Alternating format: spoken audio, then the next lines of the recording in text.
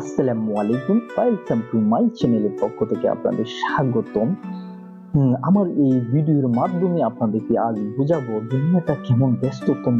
দুনিয়াটা শুধু মানুষের জন্য আল্লাহ সৃষ্টি করেছে। ব্যস্ততম শুধু নিজের জন্য ব্যস্ততম থাকলে হবে না। আল্লাহ তাআলা বান্দাকে ব্যস্ততম দিয়ে আল্লাহর নিয়ামত গ্রহণ করিয়েও আল্লাহর দিকে ধাবিত হওয়ার জন্য আল্লাহ আদেশ করে দিয়েছে।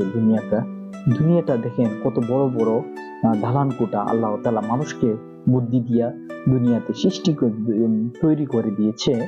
এই দুনিয়া থেকে আমরা আল্লাহর নিয়ামত গ্রহণ করে আল্লাহর কথা মতো আমরা চলি না।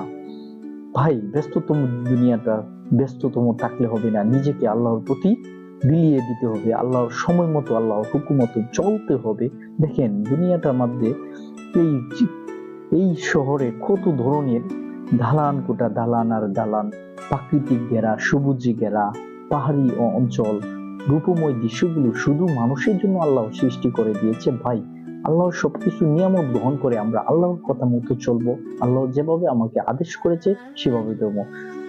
আমরা আজে বাজে বিভিন্ন ধরনের ব্যস্ততম শহরে আমরা সময় নষ্ট না করে আল্লাহর দিকে ধাবিত হই। ভাই, আল্লাহর যে হুকুম করেছে আল্লাহ তাআলা তা মতো আমরা চলবো। আর আমরা এই প্রাকৃতিক ঘেরা সবকিছু গ্রহণ করে আমরা আল্লাহর কাছে শুকরিয়া আদায় করব।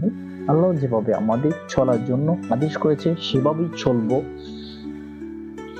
দুনিয়াটা ভাই অল্প দিনের জন্য, দুনিয়াতে আসা আমাদের অল্প দিনের জন্য। সবকিছু আমাদের দুনিয়াতে করলে হবে না ভাই, পরকালের জন্য আমাদের প্রস্তুতি নিতে হবে।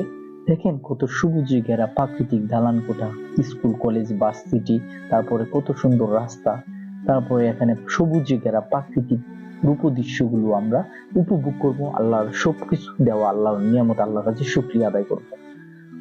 আশা করি আপনাদের ভিডিওটা খুবই ভালো লাগবে, কারণ এই ভিডিওর মাধ্যমে আপনাদের বোঝাতে চাচ্ছি দুনিয়াটায় আল্লাহ তাআলা কিভাবে সৃষ্টি করে দিয়েছে শুধু মানুষের জন্য সবকিছু আল্লাহ বান্দার জন্য সৃষ্টি করে দিয়েছে। আমরা সবকিছু আল্লাহর সৃষ্টিকতা নিয়ামত গ্রহণ করে আল্লাহর কাছে শুকরিয়া আদায় করব। আশা করি আপনাদের ভিডিওটা খুবই ভালো লেগেছে। ভালো থাকেন, সুস্থ থাকেন। আল্লাহ হাফেজ।